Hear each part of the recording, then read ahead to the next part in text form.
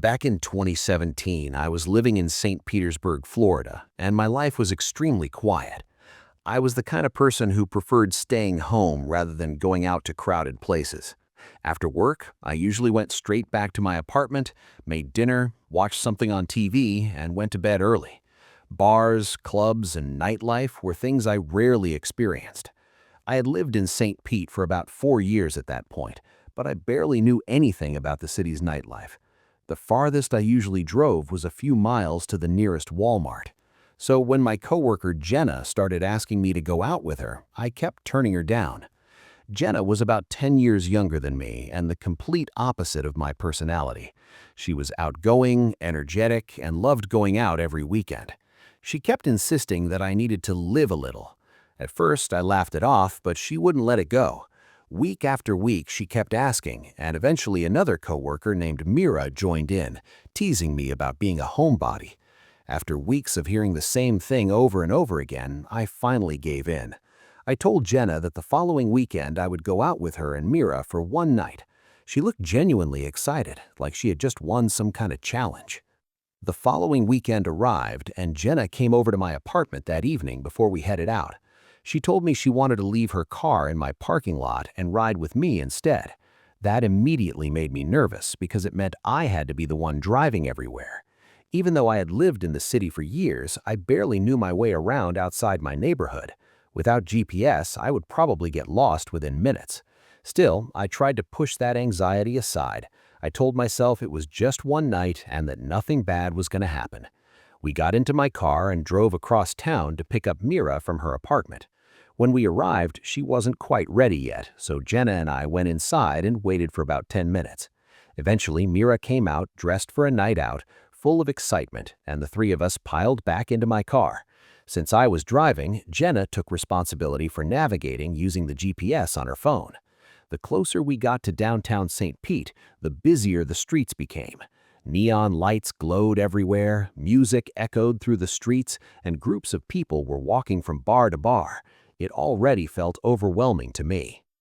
Eventually, Jenna directed me into a crowded parking lot near a club. The music was loud enough that we could hear it even before getting out of the car. When we walked inside, the atmosphere was exactly what you would expect from a packed nightclub. Colored lights flashed across the dance floor, the bass from the music vibrated through the floor, and the smell of alcohol and perfume filled the air. People were dancing, shouting, and laughing all around us. I already felt like I didn't belong there. We squeezed through the crowd and found a small spot near the bar. Jenna ordered drinks for all three of us. I wasn't planning on drinking much since I had to drive later, but I figured 1 or 2 drinks wouldn't hurt. At first, everything seemed normal. Jenna and Mira were laughing and talking while the music blasted around us. I tried to relax and enjoy the moment, even though the noise and chaos made me feel slightly uncomfortable. After we had been there for about 10 minutes, Jenna suddenly leaned closer to us and said she saw someone she knew across the room. She asked Mira to come with her so they could say hello. Before I could say anything, they disappeared into the crowd, leaving me standing there alone. I remember feeling irritated because they had spent weeks convincing me to come out, and now they had left me by myself in a club full of strangers. A few minutes later, they came back smiling. Jenna handed me another drink and casually said that her friend had bought a round for all of us. I didn't question it at the time. She was my coworker, someone I had worked with regularly, so I trusted her. We all drank together, and not long after that, another round showed up. Looking back now, I think Jenna's friend bought 2 rounds for us. By the time I finished my 3rd drink, something started to feel very wrong. The feeling wasn't like normal alcohol intoxication. The room wasn't spinning, and I didn't feel drunk in the usual sense. Instead, a heavy wave of dread started spreading through my body. My chest felt tight, my thoughts became strangely slow, and a deep sense of fear appeared out of nowhere. It was like my body was warning me that something was wrong, even though my mind couldn't fully process it yet. I turned towards Jenna and told her we needed to leave immediately. I remember saying it very clearly, but after that moment, everything becomes fragmented in my memory. The next few hours are mostly a blur. I don't remember walking out of the club. I don't remember getting into my car. The next clear moment I recall is sitting in the driver's seat of my car outside Mira's apartment complex. The engine was running, and Jenna and Mira were in the passenger seats. I can't remember the exact words they said, but something about their conversation triggered a sudden, intense survival instinct inside me. It felt like every alarm in my brain went off at once. I didn't need to understand what they were saying. My gut told me I was in danger. Without thinking, I slammed the car into drive and sped away from the apartment complex. The drug in my system was extremely powerful. My vision felt strange, my thoughts were disorganized, and it was difficult to focus on the road. I had only consumed 3 drinks, and they were typical club drinks that are usually watered down, so the way my body felt didn't make any sense. As I drove through the streets of St. Petersburg, I was desperately trying to figure out how to get home, but my mind felt completely scrambled. At one point, I stopped at a red light at an intersection. Out of nowhere, 2 figures appeared next to my car window. Before I could react, someone grabbed the handle of my driver's side door and pulled. The door started opening. My brain froze in shock. My car doors automatically lock the moment the vehicle goes into gear, and that feature had always worked perfectly. I had no idea how they managed to open it. 2 strange men were actively pulling on my door while I was sitting there barely able to think clearly. The sudden danger shocked my brain just enough to break through the fog. I slammed my foot on the gas pedal and sped through the intersection, leaving the 2 men behind. The moment felt absolutely surreal, like something out of a nightmare. After that terrifying moment, my memory disappears again for a while. The next thing I remember is sitting in my car parked near a quiet neighborhood lined with houses. I was staring at my phone, trying desperately to figure out how to use it. Something as simple as opening the GPS felt incredibly difficult. The drug had made me paranoid and confused to the point where basic tasks felt impossible. I kept looking around outside the windows, expecting someone to appear at any moment. Eventually, I convinced myself that I was safe, at least for the moment. Completely exhausted, I reclined the seat in my car and fell into a deep sleep. I woke up around 5 in the morning as the drug finally began to wear off. My mind slowly started feeling normal again, and I was finally able to operate my phone properly. I opened the GPS and drove straight home without stopping anywhere. The moment I walked into my apartment, I collapsed into bed and fell asleep almost instantly. When I woke up again around 11 that morning, my phone was full of missed calls. There were about 20 in total, most of them from Jenna and a few from another friend who was worried about me.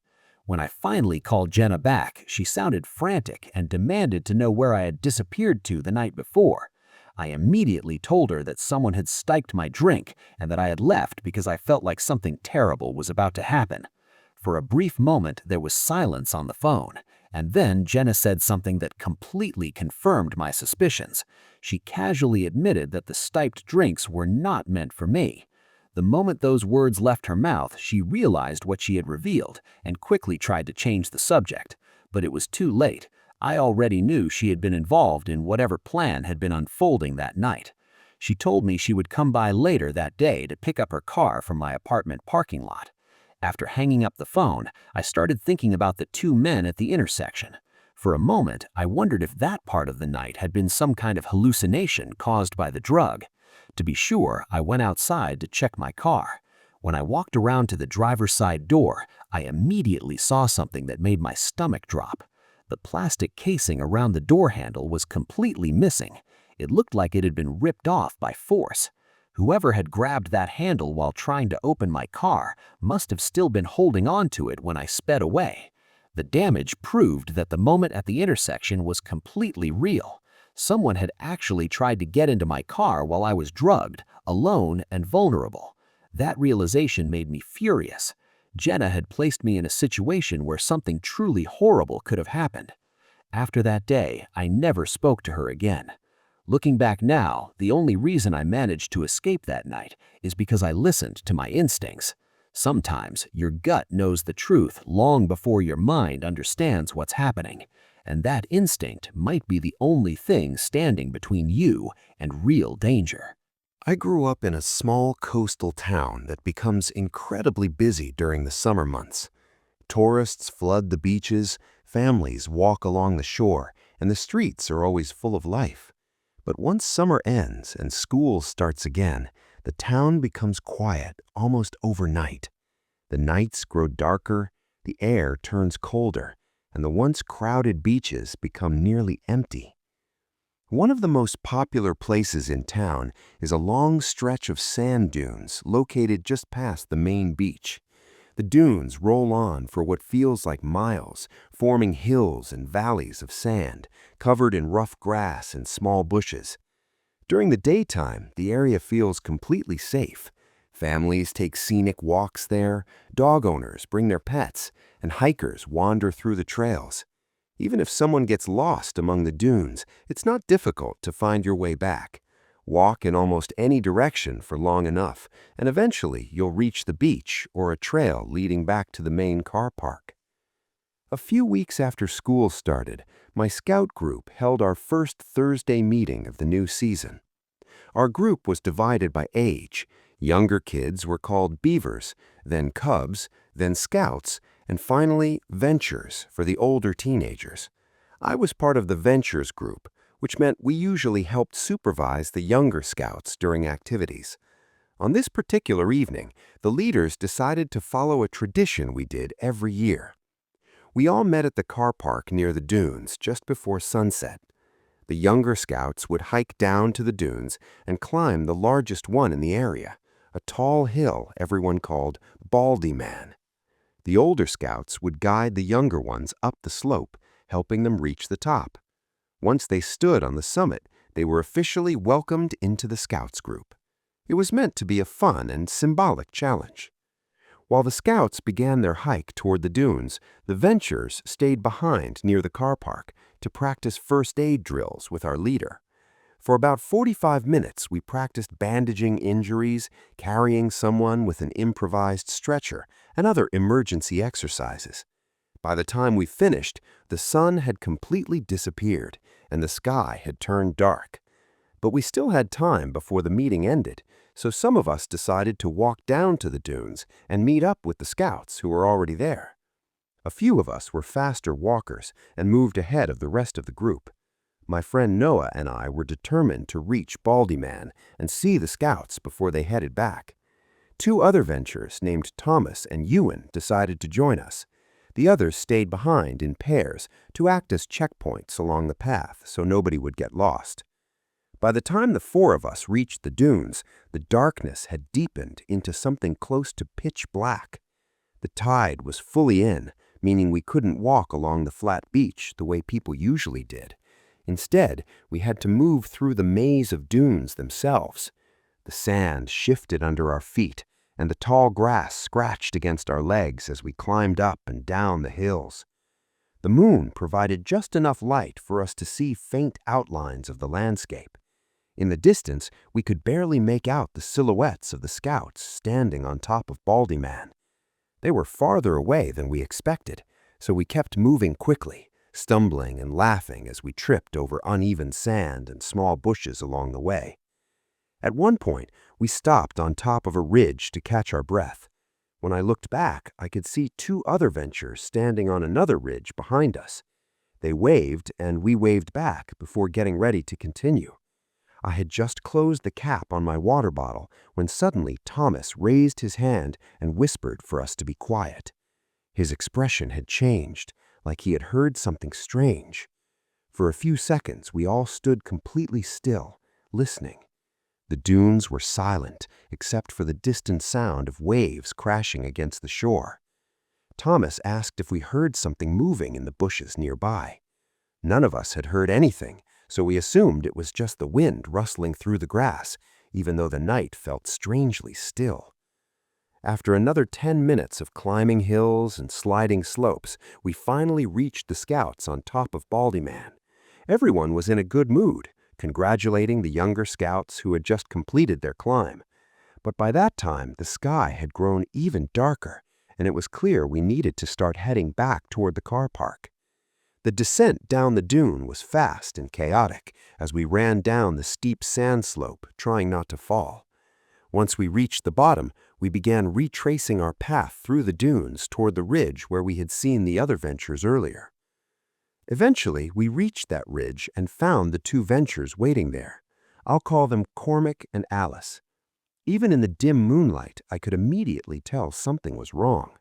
Cormac was a big guy, easily over 6 feet tall, and normally calm in almost every situation. But now his face looked tense, and Alice was visibly shaking beside him. Noah asked what was going on. Cormac looked directly at me and asked a strange question. "Were you walking around down there by yourself earlier?" He pointed toward a clearing between several dunes below us. I immediately shook my head and said no, explaining that I had been with the others the entire time. As soon as I said that, a cold realization seemed to spread through us all at once. Cormac took a breath and explained what they had seen. While they were waiting on the ridge, they noticed someone walking in the clearing below them. At first, they assumed it was one of us moving around in the dunes, but something about the person's behavior seemed strange. The figure was dressed entirely in black, with a hood pulled up over their head. Instead of walking normally, the person seemed to circle around the clearing while staying partially hidden among the bushes. Cormac said the man appeared to be intentionally avoiding being seen. When they waved at us earlier from the ridge, they hadn't noticed the figure yet. But the moment we left that spot, the man appeared in the exact place where we had just been standing, watching us from a distance. Hearing that made a shiver run through my entire body. Thomas immediately said that must have been the noise he heard earlier when we were resting on the ridge. It suddenly felt like we had been followed through the dunes without realizing it. Despite the fear growing among us, we decided to stick together and move cautiously toward the clearing where the man had been spotted. Alice mentioned that the strangest part was that the man didn't have a flashlight or any kind of light source. The dunes at night are incredibly dark, and navigating them without a light would be extremely difficult unless someone knew the area very well. Cormac and Alice quickly ran toward the scouts and their leaders to warn them about the situation, while the rest of us stayed in the clearing, watching the surrounding hills. The silence of the dunes felt heavier than before. Every shadow looked suspicious, and every rustling sound made our hearts race. When Cormac returned with the leaders and scouts, everyone began moving together back toward the car park. We were almost out of the dunes when suddenly one of the younger scouts screamed loudly, causing the entire group to panic. Noah and I rushed toward the child, asking what had happened. The boy pointed toward a ridge nearby with a trembling hand. Standing there, barely visible against the night sky, was a man dressed entirely in black. He wasn't moving. He was simply standing on the ridge, watching us. Noah immediately shouted for everyone to run because he believed he saw something in the man's hand that looked like a knife. Panic spread through the group instantly. The Ventures grabbed the younger scouts and began guiding them as quickly as possible back toward the car park. Nobody stopped running until we reached the safety of the parked cars and streetlights. The man never followed us into the open area, but the image of him standing silently in the dunes is something I'll never forget. To this day, I still don't know who he was or why he was watching us out there in the darkness. And honestly, I'm not sure I ever want to know. I was 22 years old when this happened, working as a bartender at a small dive bar just a few blocks away from my apartment. It wasn't the kind of place you'd see in flashy commercials or tourist ads. The bar was dimly lit, the floors were worn from years of spilled drinks, and the regulars were mostly locals who came in after work to unwind. Some watched sports on the TVs hanging above the bar, others just sat quietly, drinking their usual orders. It wasn't glamorous, but I liked it. The people were familiar, the tips were decent, and the location was perfect. Since the bar was only about a 7-minute walk from my apartment, I usually walked home after my shift instead of driving. Sometimes I'd have a couple of shots with customers before closing time, so walking felt safer anyway. I had made that walk hundreds of times and never once felt scared, until one particular regular customer started coming in. His name was Jared. I knew his name because I saw it on his credit card the first time he paid his tab. He looked like he was in his late 30s, maybe pushing 40. He had thinning hair, pale skin, and he always wore the same brown jacket, no matter what the weather was like outside. At first, he seemed like just another quiet regular. He would sit alone at the bar and drink slowly, sometimes staying for an hour or more while nursing a single beer. But unlike the other regulars, Jared didn't watch the games on the TVs. Instead, he spent most of his time trying to talk to me. At first, the conversations were harmless, small talk about work, the weather, random everyday topics. But over time, his questions started becoming more personal. He asked where I lived, whether I had roommates, what I liked to do when I wasn't working. I always kept my answers vague and short because something about the way he asked made me uncomfortable. One Friday night, Jared came in around 10 like he usually did. The bar was busy and I was constantly moving between customers, pouring drinks and clearing glasses. Jared sat at the bar with a single beer in front of him, watching me work. Not staring constantly, but often enough that I noticed. Every time I walked past him, he'd try to start another conversation. Eventually, after nearly an hour, he finished his drink and leaned closer to the bar. With an awkward smile, he asked if I wanted to hang out sometime outside of work. The question immediately made me uneasy. I politely told him that I preferred keeping my work life and personal life separate. The change in his expression was instant. His forced smile disappeared for a moment before returning in a stiff, unnatural way. He tossed some cash onto the bar and muttered, "Yeah, whatever," before leaving. What stuck with me the most was that he didn't leave a tip. Every regular tipped, even the cheap ones. That was the first time he ever hadn't. My shift ended at midnight that night. Another bartender came in to take over for the late crowd while I counted my tips and grabbed my hoodie. When I stepped outside, the street was quiet, like it usually was at that hour. The air was cool, and the only sounds were distant traffic and the occasional car passing by. I started walking down the familiar route toward my apartment building, expecting a normal walk home. But after turning the corner onto the next block, I suddenly heard someone say my name. The sound made my stomach drop instantly. I turned around and saw Jared standing near a street lamp behind me. I hadn't even noticed him leaving the bar earlier. He gave a small wave and began walking toward me. My heart started beating faster. He apologized for storming out of the bar earlier and said he sometimes gets nervous in social situations. I nodded politely and told him it was fine, but I needed to get home because it was late. He kept walking beside me and asked if he could at least get my Instagram or Snapchat so we could stay in touch. I told him I didn't really use social media. That's when he stopped walking and stared at me for a moment. Then he smiled in a way that made my skin crawl. "That's weird," he said calmly, "because I've seen you on Instagram before, at the bar." The moment he said that, fear crept into my chest. I had no idea how he knew that. I tried to stay calm and told him again that I wasn't interested and that he needed to leave me alone. He smiled again and said, "All right, have a good night." I turned and continued walking toward my apartment. For a few seconds, I thought the conversation was over, but then I heard footsteps behind me. At first, I told myself I was just being paranoid, but when I glanced over my shoulder, I saw him walking behind me about half a block away. I sped up. His pace quickened too. I slowed down slightly. He slowed down as well. It felt like he was deliberately matching my movements. When I reached my apartment building, I crossed the street instead of going directly to the entrance. I wanted to see if he would keep following me. He stopped under a tree across the road, mostly hidden in shadow. I couldn't see his face clearly, but I could tell he was watching me. My voice shook as I shouted, "Why are you following me? If you don't leave, I'm going to call for help." He didn't answer. He just stood there silently. My mind raced for something to say, and the first lie that came to me slipped out. "My boyfriend lives here," I shouted. "I'm going inside to get him right now." In reality, I lived alone. I quickly walked to the entrance of my apartment and punched in the security code. The door buzzed and unlocked for a few seconds. As I pulled the door open, I suddenly heard fast footsteps pounding behind me. I turned and saw Jared running across the street directly toward the building. Panic surged through me.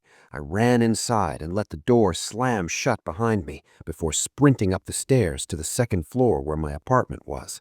My heart was racing so hard it felt like it might explode. As I reached the hallway outside my apartment, I heard the main entrance door downstairs burst open.